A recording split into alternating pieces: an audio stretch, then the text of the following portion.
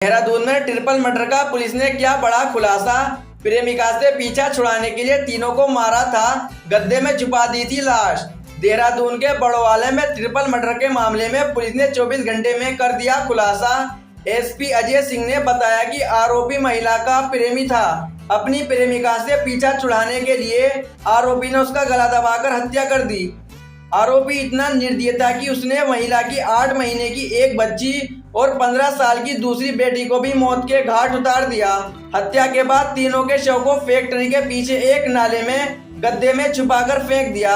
SP Ajay Singh ने बताया कि आरोपी हसीन पुत्र नसीम फरीदपुर नेहटौर जिला बिजनौर यूपी का रहने वाला है, जो देहरादून के बड़वाला में टिम्बरली फर्नीचर फैक्ट्री में काम करता है और तलाकशुदा है। उसका मृतक रेशमा से पिछले 2 सालों से प्रेम प्रसंग चल रहा था।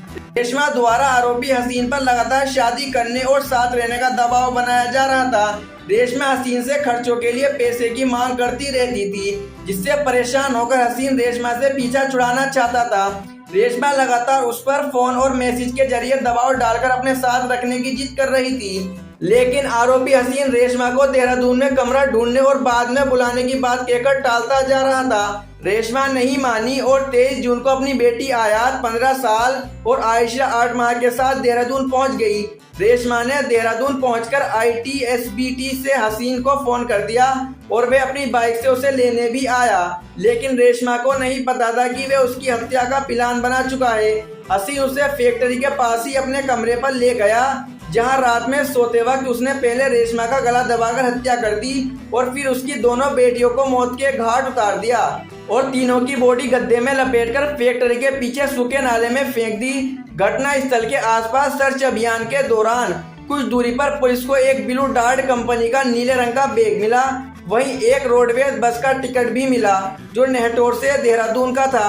पुलिस ने इसकी छानबीन की और कंपनी में कर्मचारी से भी पूछताछ की, जहां पर ब्लू हार्ट कंपनी के दूसरे बैग मिले। पुलिस को शक हुआ कि फैक्ट्री का ही कर्मचारी इसमें शामिल है।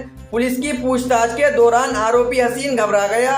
पुलिस शक के आधार पर आरोपी हसीन को थाने ले आई, जहां शक्ति से पूछताछ में उसने अपना गुनाह कबूल किया। बिजनौर से हमारी संवाददाता मोहम्मद शादान की खास रिपोर्ट। ये पूरी कार्रवाई हमारी हुई क्या?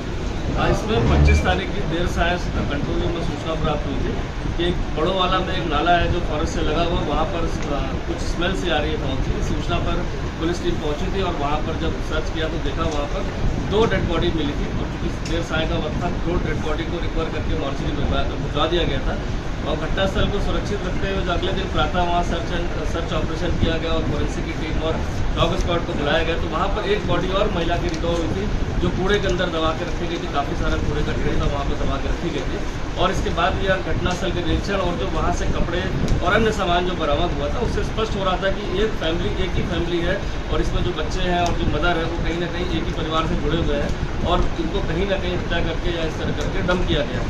क्योंकि घटना बहुत ही अति संवेदनशील थी, हर जगह इसमें हमने गुमशुदगी के लिए पूरे प्रयास किए कि कहीं गुमशुदगी पूरे हमारे जनपद में कहीं लिखी हो। इस तरह की आसपास के सरहदी जनपदों में, खासकर जो हमारे वेस्टर्न यूपी के सब जगह हमारी ज़्यादा टीम व्यक्तिगत रूप से भेजी गई, लेकिन कहीं भी कोई इस तरह की गुमशुदगी जो मैच कर रही हो, जिसमें गुमशुदगी काफ़ी थी, महिलाओं की थी, बच्चों की थी, लेकिन कोई ऐसा मैच नहीं हो रहा था जो इस उम्र से मेल खा रहा हो। इसके बाद हमारे द्वारा जो है वहाँ पर जब घटनास्थल का बारीकी का निरीक्षण किया गया तो वहाँ पर एक रोडवेज बस का एक टिकट मिला था जो जिसके नंबर वगैरह घिस गए थे, लेकिन उस सीरीज़ को देखते हुए हमने सारे कॉम्बिनेशन पर जो उसको ट्राई किया और ये पता चला कि एक बस जो नेहटौर से चली थी वहाँ पर 2 लोग इसमें चढ़े थे जो एक थे और वो टिकट उन्हीं का प्रतीक होते हुए हमने पूरा अंदाज़ा लगाते हुए CCTV फुटेज बस स्टैंड की ली। तो वहाँ पर वो महिला और बच्चे एक संदिग्ध मोटरसाइकिल पर बैठ के जाते दिखाई दिए रात्रि में 10:30 बजे के करीब। जो उससे ऐसा क्लियर हो गया था कि इनको कहीं ना कहीं कोई मोटरसाइकिल पर बैठा के ले गया। जो घटनास्थल था वहाँ पास ही में फैक्ट्री जहाँ पर 11-12 लोग काम करते हैं, जिनमें से एक व्यक्ति वहाँ पर पूछताछ में हमारे था जो नेहटौर बिजनौर में रहने वाला था। शक के आधार पर जब मोटरसाइकिल को मैच किया गया उसको तो पता चला ये मोटरसाइकिल उसी तरह प्रतीत थी फुटेज में और इसके बाद जब उसकी कॉल डिटेल और अन्य पूछताछ की गई तो इसके द्वारा इस समस्त घटनाक्रम को अपने द्वारा करना बताया और साथ ही ये भी बताया कि उसका मृतिका के साथ काफ़ी समय से संबंध था और उसका एक बच्चा भी अभी जो हुआ है रिसेंटली और साथ ही साथ मृतिका चूँकि विडो है, उसने तलाक दे रखा है, वो बार बार उससे जिद कर रही थी देहरादून में अपने साथ रखने के लिए और साथ ही साथ खर्चे के लिए पैसे भी मांग रही थी, जिससे परेशान होकर वो काफ़ी परेशान था।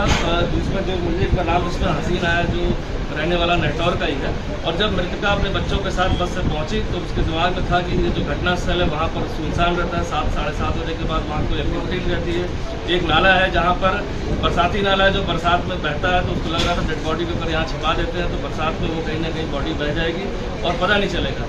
तो देर रात्रि उसको वहाँ बुलाकर जब वो मोटरसाइकिल से लेकर आया तो उसने मृतका को बहाने से उसका गला दबा दिया और साथ ही 2 बच्चों का भी सोते में गला दबा दिया और सबस घटनाक्रम को छुपाने के लिए उसके सामान को विभिन्न जगहों पर जंगलों में फेंका, गाय में कूड़े में दबा दिया। साथ ही साथ बॉडी भी इस तरह से दबा दी गई अंदर और ऊपर फोम रख दिया गया जिससे कि बॉडी की स्मेल ना आए और बॉडी जल्दी गल जाए गर्मी के कारण। और समस्त चीज़ों को करने के बाद वो अपने घर चला गया। मृतका का मोबाइल उसने अपने पास छुपा कर रख लिया था जो उसके निशानदेही पर बरामद कर लिया गया। तो समस्त घटनाक्रम में जो इसमें हसीन नाम का जो अभियुक्त है उसकी गिरफ्तारी कर ली गई है। इसमें मुकदमा धारा 302 में पुलिस द्वारा दर्ज कर लिया गया है। साथ ही साथ जो साक्ष्य मिले CCTV फुटेज उनसे भी अब टैली हो गया है कि इसके द्वारा ही मृतका और उसके परिजन को बैठाकर परिवार को और इस तरह ले जाकर सुनसान जगह पर ले जाकर उसको गला दबा कर हत्या करने के बाद सभी साक्ष्यों को मिटा दिया गया।